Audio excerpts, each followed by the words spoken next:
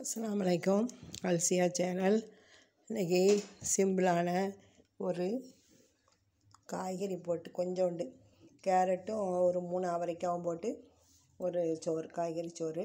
இதுக்கு ஒரு அரை ஸ்பூன் சோம்பு, பட்டை, அன்னாசி பூ, கிராம்பு, ஏலக்காய் இவ்வளோத்தையும் நல்லா தட்டிக்கிடணும்.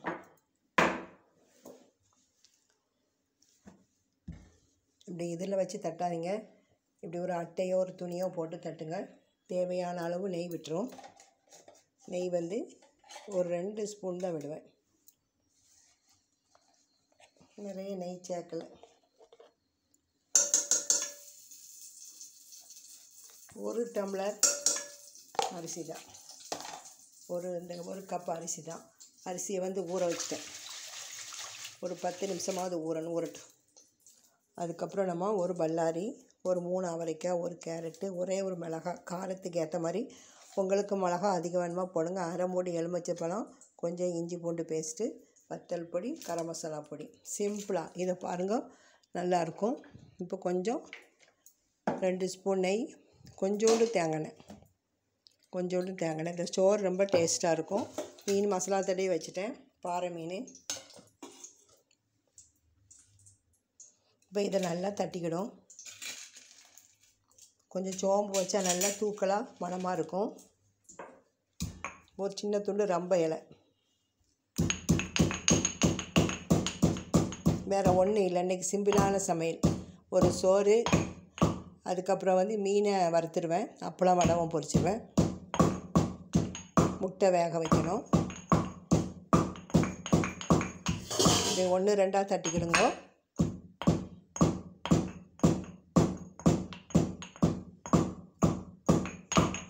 இதை ஃபஸ்ட்டு எண்ணெயில் போட்டுடணும். ஏலக்காய், 3 கிராம்பு, கொஞ்சம் சோம்பு, ஒரு அன்னாசி பூ போட்டாச்சு. அதுக்கப்புறம் கருவேப்பிலை, வெங்காயம்.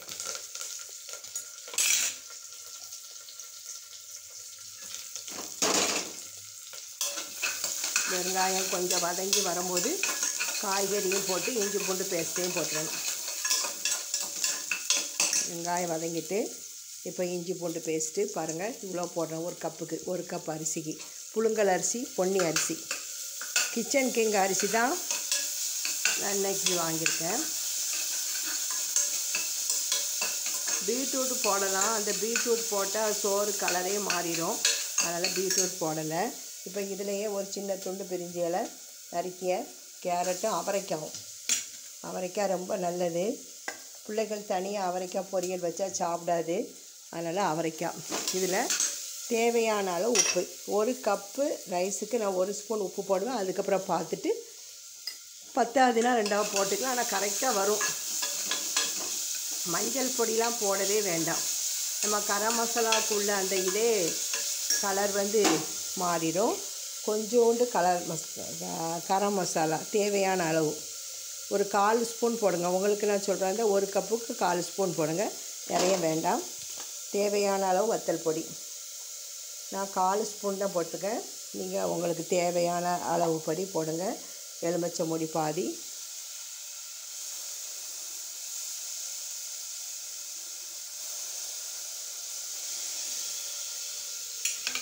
இந்த கப்பில் உள்ள தண்ணியை இப்போ இதுக்கு 1 கப்பு அரிசிக்கு 1.5 கப்பு தண்ணி ஊற்றுவேன். இதை கழுவிக்கலாம்.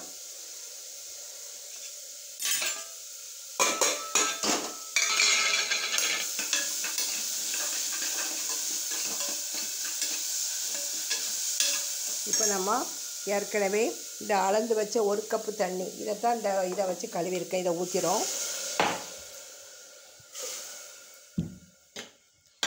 இந்த 1 கப்பு அரிசிக்கு 1.5 கப்பு தண்ணி கரெக்டாக வரும். உப்பு காரம் எல்லாம் கரெக்டாக இருக்கான்னு பார்த்துக்கிடுங்க. அரிசியை கழுவிடும். அரிசியை ஏற்கனவே ஊற வச்சுட்டேன்.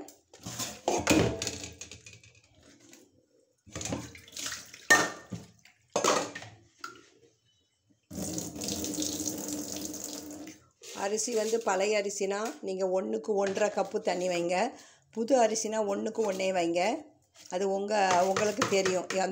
நீங்கள் என்ன அரிசி வாங்குறீங்க, அது வந்து சீக்கிரம் வெந்துடுமா, நிறைய நேரம் ஆகுமா, அதை வச்சுக்கிட்டு தான் நீங்கள் தண்ணி அளவை கணக்கு பண்ணி நீங்கள் ஊற்றணும்.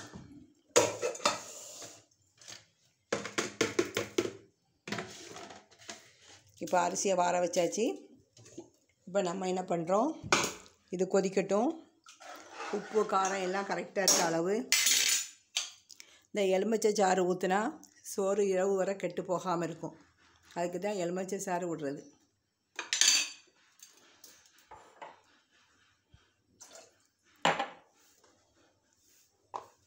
நல்லெண்ணெயே நம்ம வந்து தாளிக்கலாம், ஒன்றுமே வித்தியாசமே தெரியாது. இந்த கரம் மசாலா போட்டோன்னே நம்ம நல்லெண்ணெயில் இந்த காய்கறி சோறு வச்சா கூட அது நல்லா தான் இருக்கும்.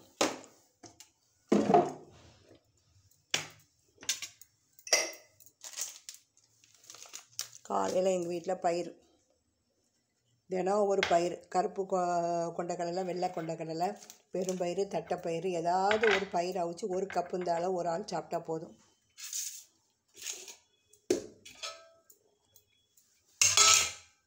இப்போ தண்ணியில் லைட்டாக பொட்டு வந்தப்புறம் நம்ம இதை தூக்கி போட்டுறணும்.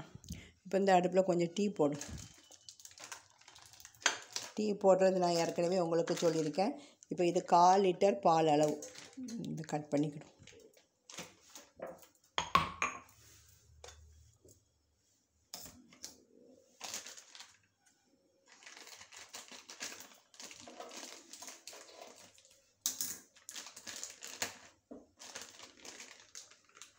இந்த 1/4 லிட்டர் பாலுக்கு தண்ணி எவ்வளோ விடணும், 1/2 கப் தண்ணி.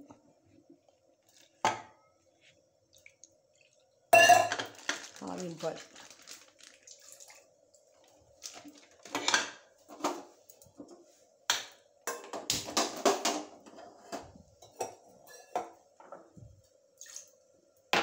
இப்போ தண்ணியில் போட்டு வந்துட்டு அரிசியை தட்டிடும்.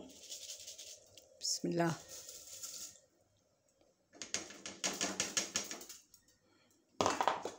கவுண்டர் டாப்பில் ஜாமான்லாம் கழுவியாச்சு. துடைக்கணும். நம்ம பேப்பரை வச்சு சுற்றி துடைச்சி விடணும்.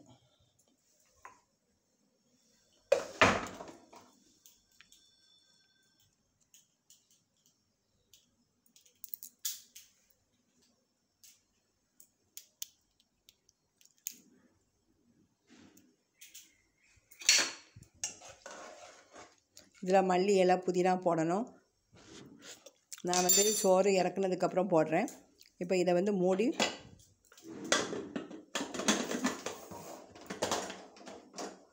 பட்டன் போட்டு கரெக்டாக 10 நிமிஷம். முதல்ல ஹை ஃப்ளேமில் வச்சுருக்கேன். ப்ரெஷர் வந்தோன்னே பட்டன் போட்டு லோவில் கொண்டு வந்துடணும். சரியா? இப்போ நம்ம மூடிட்டு ப்ரெஷர் வந்துட்டு இப்போ பட்டன் போட்டு நேராக லோ ஃப்ளேமுக்கு அடுப்பை கொண்டு வந்துடணும். இப்போ பட்டன் போட்டாச்சு. கரெக்டாக 10 நிமிஷம். இப்போ அடுப்பை பாருங்கள், நல்லா குறைச்சிட்டேன். இப்போ நம்ம கவுண்டர் டாப்பை க்ளீன் பண்ணிடலாம். அதுக்கடையில் இந்த அடுப்பில் டீ போட போகிறேன். ஏற்கனவே டீ எப்படி போடணும், 1/2 லிட்ரு பாலுக்கு எவ்வளோ தண்ணி ஊற்றணும், எல்லாமே என்னுடைய பழைய வீடியோவில் பாருங்கள்.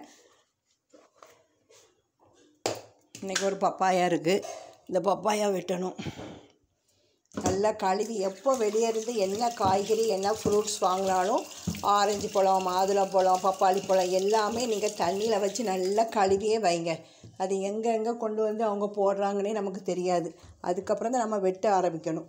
ஃபஸ்ட்டு எல்லாம் கழுவிடுங்க. இப்போது கவுண்டர் டாப்பை நம்ம க்ளீன் பண்ணிடும். இப்போ டீக்கு பால் கொதிச்சுட்டு 1 ஸ்பூன் தேயிலை போட்டேன். இப்போ அதை நல்லா கொதிக்கட்டும். இஞ்சி தட்டி போடும், ஒரு துண்டு இஞ்சி தோலில் தான் விஷம். நம்ம எப்போ இஞ்சி எடுத்தாலும் தோல் வந்து நீக்கிட்டே இஞ்சியை யூஸ் பண்ணுங்கள். இப்போ கவுண்டர் டாப்பை நம்ம க்ளீன் பண்ணிடும்.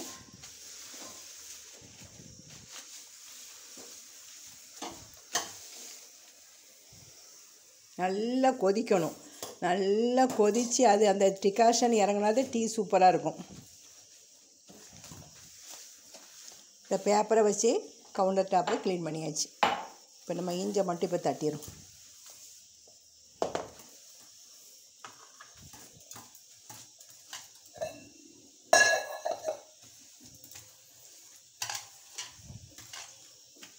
இந்த அழுகுன எலுமிச்சப்பழத்தை அப்படியே நினச்சோம் குக்கரில் வந்து உப்பு மாதிரி இருக்குது நம்ம குக்கரில் போட்டு கொஞ்ச நேரம் அதை ஒரு 5 நிமிஷம் கொதிக்க வச்சாச்சுன்னா அந்த குக்கரினுடைய அடிப்பகுதி நல்லா புதுசு மாதிரி வந்துடும். அதுக்காக வேண்டி இந்த அழுகுன எலுமிச்சப்பழத்தை வச்சுருப்பேன். அதுக்கப்புறம் இதுக்கு இஞ்சி தட்டிடும் டீக்கு.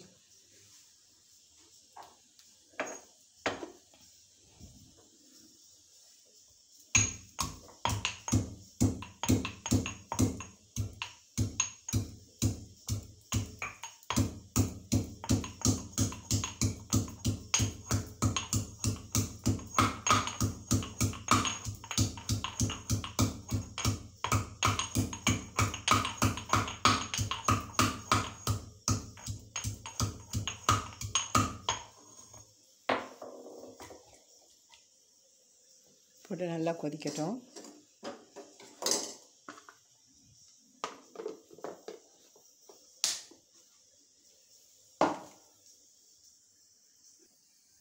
இப்போ டீ வந்து நல்லா கொதிச்சிருச்சு. இந்த அடுப்புலேயே மீன் பொரிச்சிரும். டீயை வடிச்சிரும். இப்போ இதுக்கு வந்து கடலை எண்ணெய் ஊற்றுறேன் மீன் பொரிக்கிறதுக்கு. மீனுக்கு மசாலாவுக்கு என்னென்ன போடணும், வத்தல் பொடி, கொஞ்சம் ஜீரக பொடி, எலுமிச்சப்பழச்சாறு, உப்பு, மஞ்சள் பொடி, அதுக்கப்புறம் கொஞ்சம் அரிசி மாவு போடுங்க, என்ன கால்ஃப்ளவர் பால் போடுங்க, கொஞ்சம் இஞ்சி பூண்டு, தனியாக இஞ்சி பூண்டு அது போட்டால் நல்லாயிருக்கும் மீன். இப்போ நம்ம தேவையான அளவு எண்ணெய் விட்டாச்சு. இப்போ மீனை வந்து ஃப்ரை பண்ணிடும். அதுக்கடையில் டீயை வடிச்சிடும். பாருங்கள் டீ எப்படி இருக்குது பாருங்கள். இஞ்சி போட்டு நம்ம எல்லாம் போட்டால் நல்லாயிருக்கும். ஏலக்காய் எல்லாம் போட்டால் டீ சூப்பராக இருக்கும். பாருங்கள் 1/4 லிட்டர் பால், கொஞ்சோண்டு தண்ணி, ஒரு 1/4 டம்ளர் தண்ணி, 1 ஸ்பூன் தேயிலை, நான் காமிச்ச அளவுக்கு 1 ஸ்பூன் தேயிலை, இஞ்சி, 1 ஏலக்காய். டீ ரெடி ஆயிடுச்சு. தேவையான அளவு சீனி முடிஞ்சிருச்சு.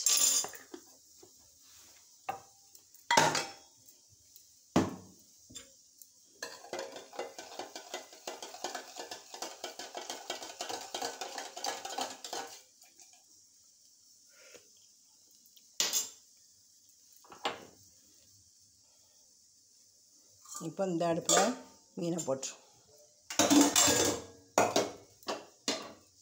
ஏற்கனவே பாறை மீன் மசாலா தடவின மீன் இருந்துச்சு, இதையும் பொரிச்சிரும். இப்போ வந்து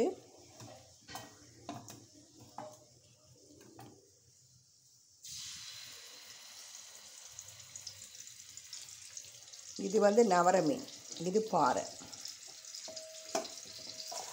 இப்போ நம்ம வீடியோக்க வேண்டி 3 துண்டை மட்டும் பொரிச்சிட்டு மீதியை ஃப்ரிட்ஜு தட்டில் வைக்கணும்.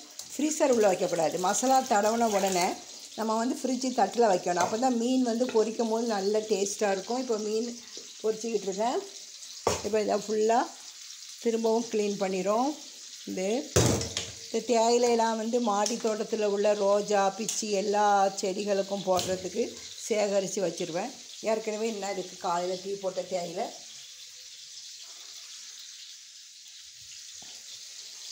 இப்போ கரெக்டாக 10 நிமிஷம் ஆகட்டும். சோறு வெந்துடும்.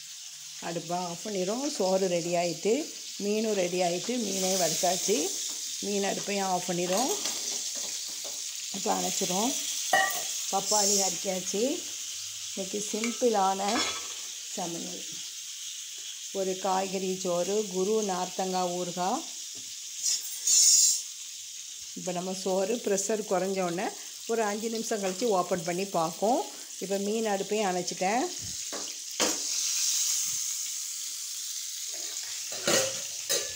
இப்போ இதை ஸ்டாண்டில் இறக்கி இதை மெதுவாக எடுக்கும்.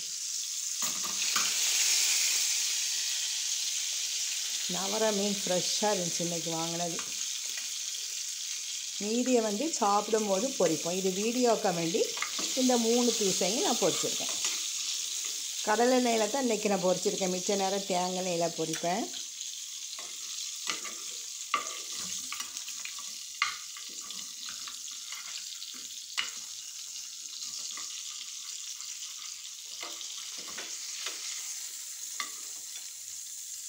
மீன் வறுவல் ரெடி.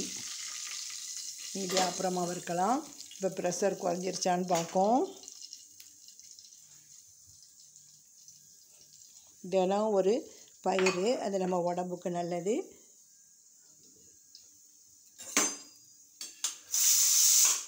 கொஞ்சம் ப்ரெஷர் குறையும். அதுக்கப்புறம் கொஞ்சம் சுக்குமல்லி காப்பி போட்டேன்.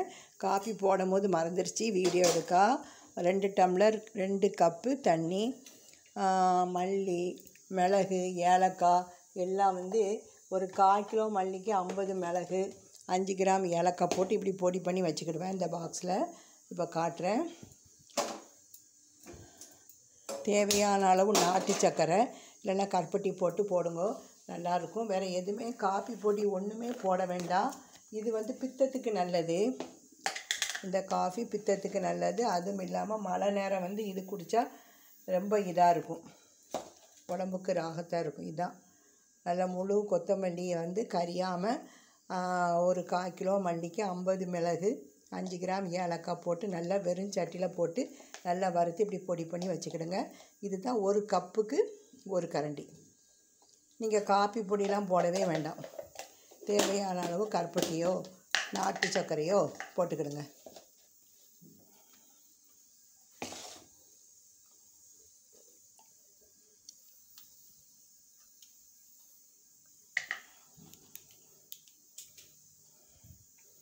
இப்போ நான் இதை ஊற்றி காட்டுறேன் கப்பில்.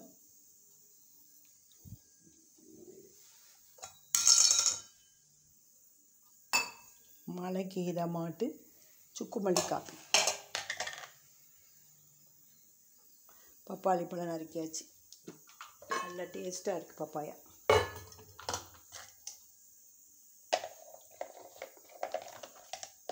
நம்ம சோறை பாத்திரம்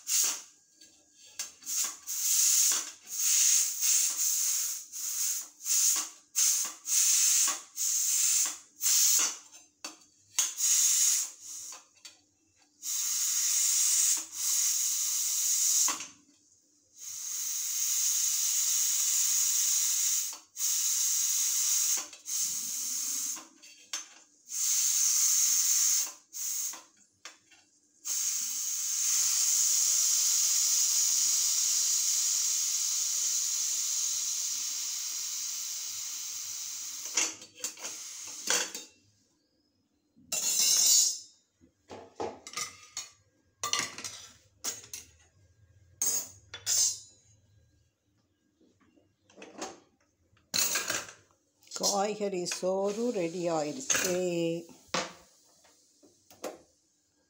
சுக்குமல்லி காப்பியும் ரெடி ஆயிடுச்சு. இந்த குடிச்சு பாருங்கள், சூப்பராக இருக்குது. நான் இன்றைக்கி நாட்டு சக்கரை போட்டு தான் போட்டிருக்கேன், நல்லா இருக்கும்.